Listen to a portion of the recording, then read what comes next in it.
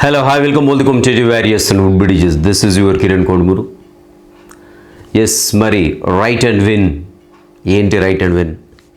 So ఓన్గా notes prepare చేసుకోవడం ఏదైతే ఉందో ఒక్కసారి తయారు చేసుకొని పర్ఫెక్ట్గా మీరు దాన్ని ఫాలో అవుతూ వెళ్ళిపోయారనుకోండి 100% జాబ్ మీదే.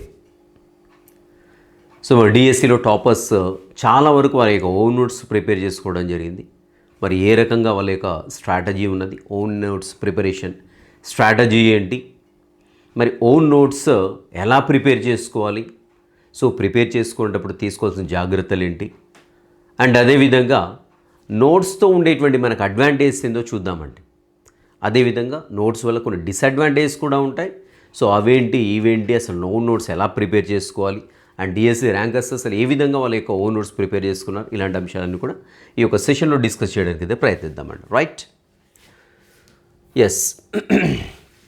మరి ఓన్ నోట్స్ ఎలా తయారు చేసుకోవాలి ఒకసారి చూద్దాం. ఫస్ట్ ఓన్ నోట్స్ అనేది ఏ విధంగా తయారు చేసుకోవాల్సి ఉంటుంది, అండ్ తయారు చేసుకునేటప్పుడు ఎలాంటి జాగ్రత్తలు పాటించాల్సి ఉంటుంది, సో ఇవన్నీ కూడా చూద్దామండి. Okay, right. సో మరి ఎలా తయారు చేసుకోవాలి, తయారు చేసుకునే కంటే ముందు మనకు ఒకటి ఏంటంటే ది బెస్ట్ పేపర్ క్వాలిటీ, అంటే దాని యొక్క పేపర్ యొక్క జిఎస్ఎం కొంచెం ఎక్కువగా ఉన్నటువంటి మిల్క్ వైట్ కలర్లో ఉండేటువంటి పేజెస్ ఏవైతున్నాయో అలాంటి క్వాలిటీ ఉండేటువంటి పేజెస్ తప్పకుండా తీసుకోవాల్సి ఉంటుంది. ఎందుకు క్వాలిటీ పేపర్ తీసుకోవాలని చూసినట్లయితే నోట్స్ ఒకరోజు 2 రోజులు ఏదో రెఫర్ చేసేందుకు కదండి మనకి. సో చాలా లాంగ్ టైం దాన్ని యూజ్ చేస్తూ ఉంటాం మనం. So more number of times revisions ఇస్తూ ఉంటాం. సో ఒకవేళ దానిపైన ఏదైనా లిక్విడ్ పడితే కూడా పేపర్ క్వాలిటీ డ్యామేజ్ కాకుండా ఉండేందుకు అది క్వాలిటీగా ఉండాల్సి ఉంటుంది.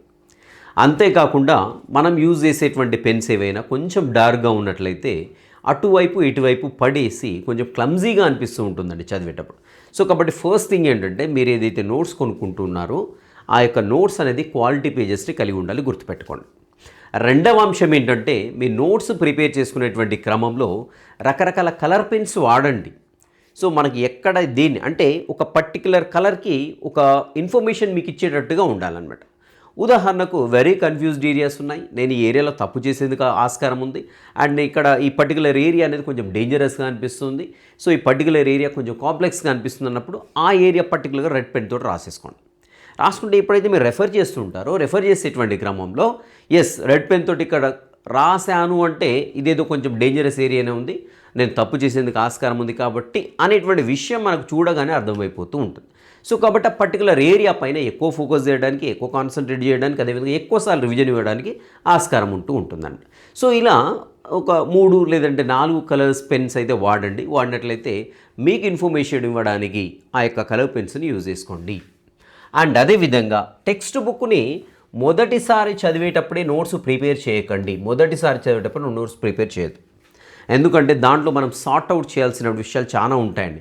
ఏది ఇంపార్టెంట్ కాదు, సో అనేటువంటి విషయాన్ని సార్ట్ అవుట్ చేయాల్సి ఉంటుంది. అంతేకాకుండా 1కి 2 సార్లు చదివినప్పుడు ఏదైనా ఒక అంశం గురించి ఒక దగ్గర వచ్చినప్పుడు సేమ్ అదే అంశము మరొక యూనిట్లో వచ్చిందనుకోండి, మనకు ఫస్ట్ టైం తయారు చేసేటప్పుడు ఏమవుతుందంటే ఫస్ట్ టైం ఏదైతే మనకు అంశం గురించి వచ్చిందో అది అక్కడ రాసేసుకుంటాం. Say for example Alexander Fleming అనేటువంటి ఒక సైంటిస్ట్ గురించి వచ్చిందండి. అలెగ్జాండర్ ఫ్లెమింగ్ గురించి ఒక దగ్గర సైంటిస్ట్ గురించి వచ్చింది. సో మీరు మొదటిసారి చదివేసి నోట్స్ ప్రిపేర్ చేసుకుని అనుకోండి, ఆ ఫ్లెమింగ్ గురించి అక్కడున్న ఇన్ఫర్మేషన్ మాత్రమే రాస్తారు, అండ్ అంతేకాకుండా అక్కడ గ్యాప్ వదిలిపెట్టకుండా కంటిన్యూ చేస్తారు. సే ఫర్ ఎగ్జాంపుల్ ఇది ఒక 10th పేజీలో వచ్చింది దాని గురించి. అలా కాకుండా 1కి 2 సార్లు ఎందుకు చదవమంటున్నాను, సే ఫర్ ఎగ్జాంపుల్ ఫ్లెమింగ్ గురించి ఇంకా వచ్చేసి 123 పేజీలో వచ్చింది అనుకుందాం. సో ఇప్పుడు ఏమవుతుంది, సెకండ్ టైం చదివినప్పుడు ఫస్ట్ టైం చదివినప్పుడు సెకండ్ టైం చదివినప్పుడు ఎస్ ఫ్లెమింగ్ గురించి నాకు 10th పేజీలో వచ్చింది, 123 పేజీలో వచ్చింది, ఇంకెక్కడో వచ్చింది అనుకుంది. సో అప్పుడు మీరు ఫ్లెమింగ్ గురించి రాసేటప్పుడు ఈ పేజీ రెఫర్ చేయండి, ఈ పేజీ రెఫర్ చేయండి, ఇంకొక పేజ్ వస్తే ఇంకో పేజీలో రెఫర్ చేసి ఈ ఫ్లెమింగ్ గురించినటువంటి విషయాలన్నీ కూడా ఒక దగ్గర రాసుకోవచ్చు. సో ఇది అడ్వాంటేజెస్గా ఉంటుందండి 1కి 2 సార్లు చదవడం వల్ల. అంతేకాకుండా మనకు 2 లేదంటే 3 సార్లు చదివినప్పుడు ఆ లెసన్ యొక్క థీమ్ ఏంటి, దాంట్లో ఉండే ఎసెన్స్ ఏంటి, ఇది కంప్లీట్ క్లియర్గా మనకి అర్థమవుతూ ఉంటుంది. కాబట్టి ఖచ్చితంగా టెక్స్ట్ బుక్ 2 లేదంటే 3 సార్లు చదవండి. అన్నెసెసరీ ఉంటే మాత్రమే ఫిల్టర్ చేయండి, అంతే తప్ప టెక్స్ట్ బుక్ మొత్తం యాసిడ్గా డంప్ చేయకండి. అర్థమవుందా?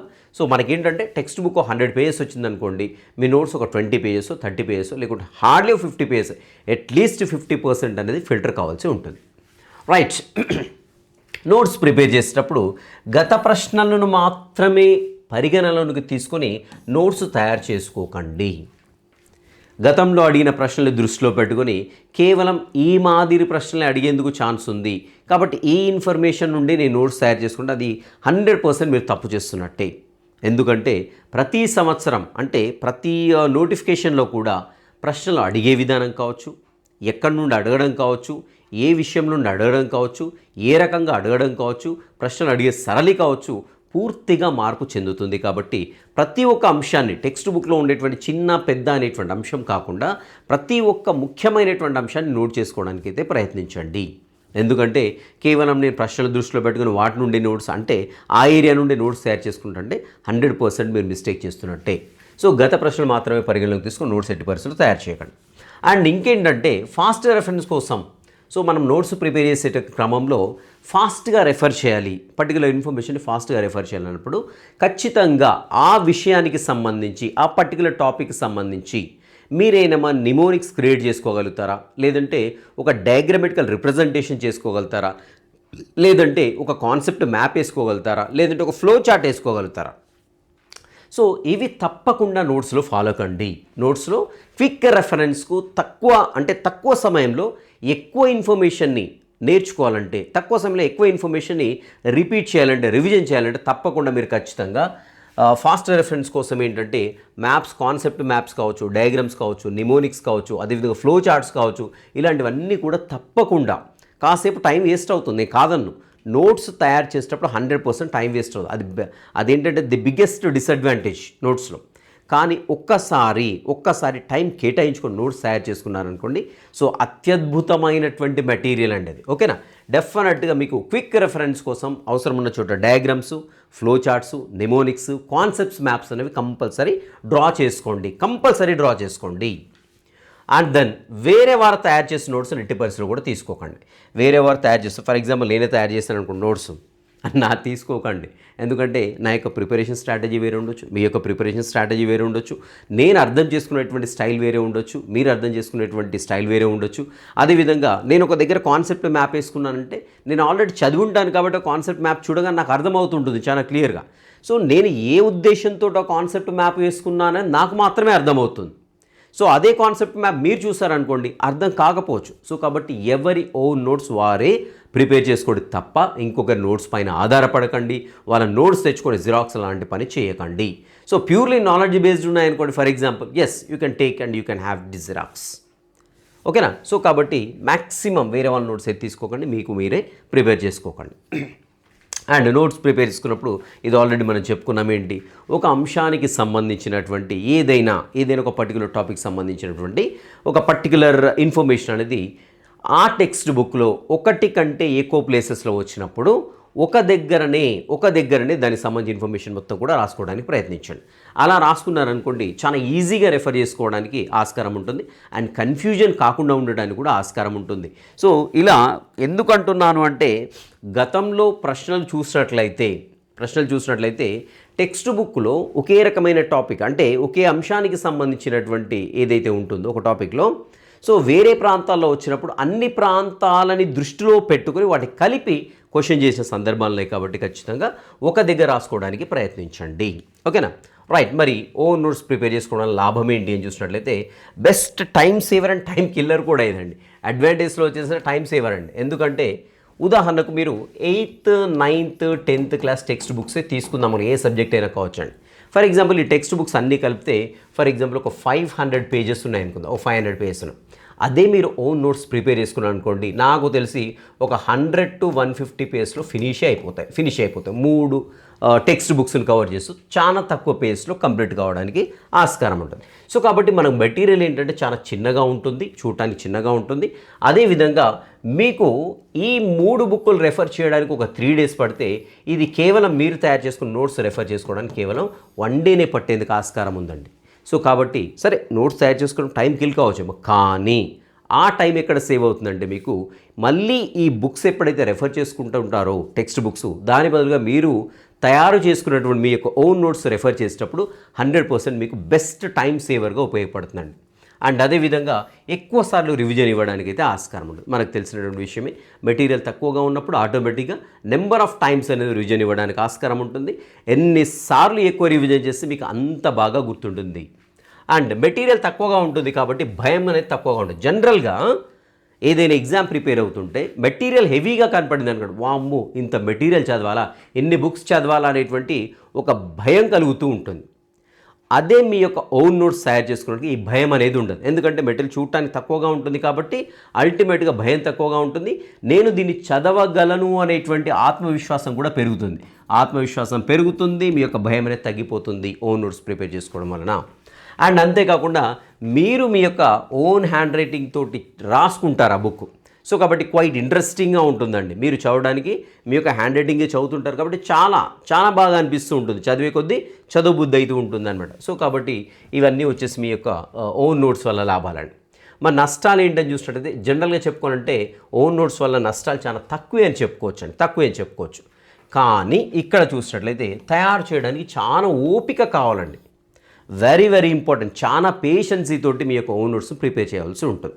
ఎందుకంటే ఓపిక లేకుండా పైన చదువుకుంటూ నోట్స్ తయారు చేసుకున్నాను అనుకోండి, అల్టిమేట్గా మునిగిపోతారు మీరు. సో ఎందుకు అలా అవుతుందంటే ఓపిక ఉండాలి అని ఎందుకు అంటున్నంటే ఓన్ నోట్స్ తయారు చేయాలంటే నేను ఫస్టే చెప్పాను ఏంటి, టెక్స్ట్ బుక్ 2 నుంచి 3 సార్లు కంపల్సరీ చదివిన తర్వాతనే నోట్స్ అనేది స్టార్ట్ చేయాలని చెప్తున్నాను. సో అలా 2 నుంచి 3 సార్లు ఎవరు చదువుతారు సార్, మాకు అది ఓపిక లేదంటే నోట్స్ ప్రిపేర్ చేసుకోకండి, డైరెక్ట్గా టెక్స్ట్ బుక్సే చదువుకోండి. కాబట్టి ఏంటంటే ఇక్కడ ఓపిక కావాల్సి ఉంటుంది. అదేవిధంగా చాలా సమయం పడుతుందండి. ఎప్పుడైనా మీరు ఒక నోట్స్ తయారు చేయాలన్నప్పుడు మీరు ఎంతవరకు చదివారు, మీకు ఉన్నటువంటి టైం ఏంటి, మీకు ఎగ్జామ్కి మీరు ఇప్పుడు ప్రజెంట్ ఉన్నటువంటి డేకి ఎంత గ్యాప్ ఉన్నది, మీ దగ్గర ఉన్నటువంటి మెటీరియల్ ఎంత ఉన్నది, సో ఈ అంశాన్ని దృష్టిలో పెట్టుకోవాల్సి ఉంటుంది కంపల్సరీ. సో మీ దగ్గర ఇంత లడ్డు బుక్ ఉన్నదండి, చదివి నోట్స్ ప్రిపేర్ చేసుకోవాలి. మీ దగ్గర ఒక నెల రోజుల సమయమే ఉంది, అప్పుడు నోట్స్ ప్రిపేర్ చేసుకోవద్దు. లేదు నా దగ్గర ఒక 3 బుక్స్ ఉన్నాయి, ఒక 3 నెలల టైం ఉన్నది అంటే ఎస్ యూ క్యాన్. సో మీరు ఈజీగా నోట్స్ ప్రిపేర్ చేసుకోవచ్చు and more number of times అనేది రివిజన్ చేయవచ్చు. కాబట్టి ఏంటంటే ఖచ్చితంగా ఏంటంటే మీకు కంపల్సరీ టైంని దృష్టిలో పెట్టుకోండి, మీ యొక్క ఓపికను దృష్టిలో పెట్టుకున్న తర్వాతనే మీ యొక్క నోట్స్ అనేది ఓన్ నోట్స్ అనేది ప్రిపేర్ చేయండి. అండ్ పైన చదివి తయారు చేస్తే కాన్సెప్ట్ బేస్డ్ క్వశ్చన్లు అనేవి చేయడం కష్టమవుతుంది. సో గుర్తుపెట్టుకోండి, ఒకటి టెక్స్ట్ బుక్ ఎప్పుడైతే చదువుతుంటారో నేను ప్యూర్లీ నాలెడ్జ్ బేస్డ్ పాయింట్సే వరుసగా రాసుకుంటూ వెళ్తాను అంటే ఎగ్జామ్లో కాన్సెప్ట్ బేస్డ్ క్వశ్చన్స్ అయితే అడగడానికి ఛాన్స్ ఉంటుందండి. సో కాబట్టి ఇలాంటి కాన్సెప్ట్ బేస్డ్ క్వశ్చన్స్ ఏవైతున్నాయో పైన చదివి నోట్స్ ప్రిపేర్ చేసుకుంటే మాత్రం అల్టిమేట్గా ఈ కాన్సెప్ట్ బేస్డ్ క్వశ్చన్స్ అనేవి చేయడానికి రాదు. సో మరి ఎలా దీనికి అని చూసినట్లయితే చదివేటప్పుడే మంచిగా అర్థం చేసుకుంటూ చదువుకుంటూ సో మళ్ళీ చదివితే ఆ రకమైన కాన్సెప్ట్ మీకు అవగాహన వచ్చేటట్టుగా నోట్స్లో చిన్న హింట్స్ కావచ్చు, లేకుంటే చిన్న పాయింట్స్ కావచ్చు రాసుకోవచ్చు. అలా రాసుకుంటే ఈవెన్ కాన్సెప్ట్ బేస్డ్ క్వశ్చన్స్ కూడా చేయడానికి ఛాన్స్ ఉంది. సో ఇలా పైన చదువుతూ పైన రాసుకుంటూ వెళ్ళారనుకోండి, కాన్సెప్ట్ బేస్డ్ క్వశ్చన్ అనేవి చేయలేము. అండ్ అదేవిధంగా రాసే క్రమంలో మీరు నోట్స్ ఎప్పుడైతే ప్రిపేర్ చేస్తున్నారో ఇలా నోట్స్ ప్రిపేర్ చేసేటువంటి క్రమంలో ఏదైనా పాయింట్ మిస్ అయిపోయింది అనుకుందాం, so that will be the permanent loss అండి.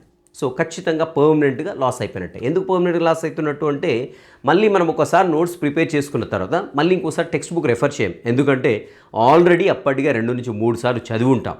సో కాబట్టి ఎస్ నేను పర్ఫెక్ట్గా చదివాను, నేను ఎవ్రీథింగ్ కూడా రాసుకున్నాను అనేటువంటి కంపల్సరీ మన కాన్ఫిడెన్స్ ఉంటుంది.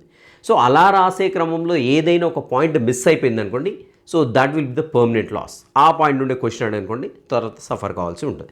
కాబట్టి ఏంటంటే అతి ముఖ్యమైనటువంటి అంశాలు కావచ్చు, ముఖ్యమైన అంశాలు కావచ్చు, ఎట్టి పరిస్థితుల్లో కూడా మనం తయారు చేసుకునేటువంటి నోట్స్లో మిస్ కాకుండా చూసుకోవాల్సినటువంటి బాధ్యత మనదే, గుర్తుపెట్టుకోండి. ఓకేనా? సో కాబట్టి ఈ రకంగా మీ యొక్క ఓన్ నోట్స్ని తయారు చేసుకోండి. ఖచ్చితంగా మీరు 100% మీరు లీడ్లో ఉంటారు, 100% మీకు జాబ్ వస్తుందండి. ఓకే. అండ్ అదేవిధంగా మీ యొక్క ప్రిపరేషన్కి ఉపయోగపడేటువంటి ఏ రకమైన వీడియోలు అవసరమో నాకు ఒకసారి కామెంట్లో మెన్షన్ చేయడానికి అయితే ప్రయత్నించండి. సో ఎక్కువ మెంబర్స్, ఎక్కువ ఆస్పిరెంట్స్ సో మాకు ఈ రకమైన వీడియో చేస్తే యూస్ఫుల్గా ఉంటుందని ఎవరైనా అంటే ఎక్కువ కామెంట్స్ వచ్చి అలా ఉన్నట్లయితే ఖచ్చితంగా ఆ రకమైనటువంటి వీడియో పైన నేను ముందు స్టడీ చేసేసి మీకు యూస్ఫుల్గా ఉండేటట్టుగా ఒక వీడియోని అయితే రిప్రజెంట్ చేయడం జరుగుతుంది. ఓకేనా? I wish you all the best. Meet in the next session. Till next session. Have a great day.